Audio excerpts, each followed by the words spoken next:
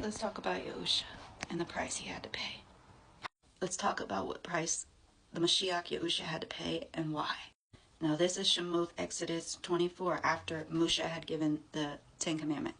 And to Moshe he said, "Come up, you, Aharon, Nadab, and Abihu, and 70 of the elders of Yasharal, and you shall bow yourselves from a distance. But Moshe shall draw near to Yahuwah by himself, and let them not draw near, nor let the people go up with him." And Moshe came and related to the people all the words of Yahuwah, and all the right rulings, and all the people answered with one voice, and said, "All the words that which Yahuwah has spoken, we shall do." And Moshe wrote down all the words of Yahuwah, and rose up early in the morning, and built an altar at the foot of the mountain, and 12 standing columns for the 12 tribes of Yasharal. And he sent young men and the children of Yasharal, and they offered burnt offerings and slaughtered peace offerings of bulls to Yahuwah. And Moshe took half the blood and put it in basins, and half the blood he sprinkled on the altar. And he took the book of the covenant and read in the hearing of the people. And they said, "All that Yahuwah has spoken, we shall do and obey." And Moshe took the blood and sprinkled it on the people, and said, "See the blood of the covenant which Yahuwah has made with you concerning all these words." And Yahuwah spoke all these words, saying, "I am Yahuwah, your Eloah, who brought you out of the land of Mitzrayim." They just came from the oppression of Egypt.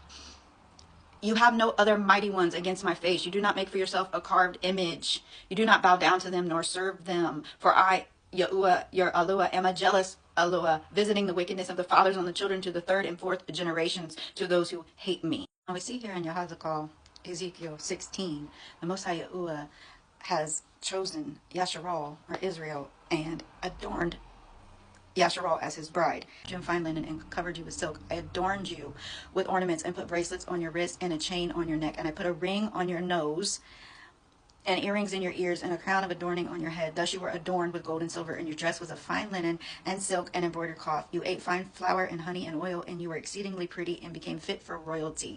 Jeremiah 3.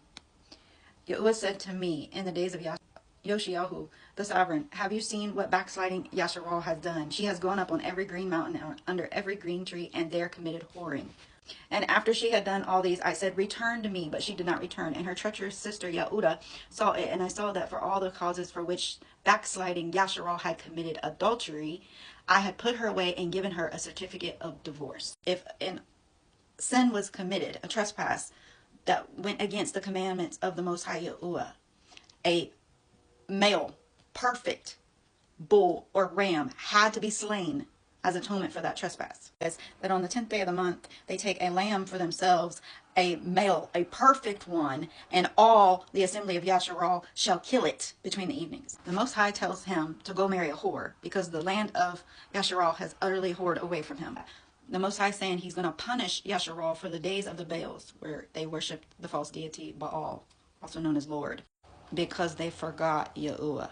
And then a prophecy is given. He says he's going to lure them into the wilderness and speak to their heart. It says, "And in that day, declares Yahuwah, they will call me my husband and no longer call me my Baal," or my Lord. And he says, "In that day I'll make a covenant with them, and I shall take them as a bride unto me forever." If you read Matthew 1, it talks about the birth of Yahusha, the Messiah. And you see here that his name is given by the Malakim, the angels in heaven, that he would take away the sins of his people. In Matthew 3, after the immersion of Yahusha, the Ruach, or Spirit of Yahuwah, comes down and rests on him. Yahukanan, John 1:14 tells us the Word became flesh and dwelt among us. Verse 29 tells us that Yahukanan, or John, saw Yahusha and said, "See, the Lamb of Yahuwah who takes away the sin of the world."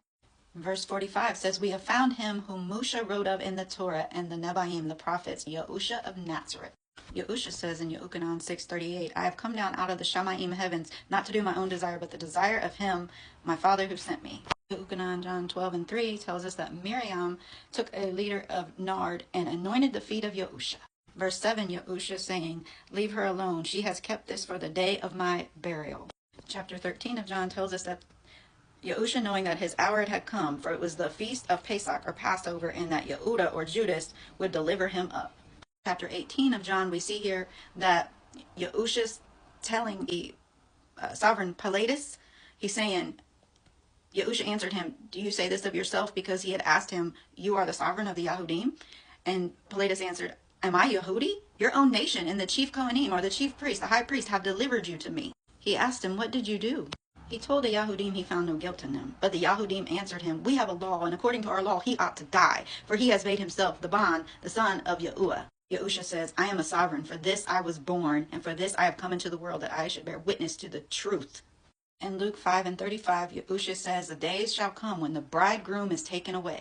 Yashayahu, Isaiah 53:7 tells us he was oppressed and was afflicted, but did not open his mouth. He was led as a lamb to the slaughter. John 19, the Yahudim shout, impale him. And bearing his stake, he was impaled.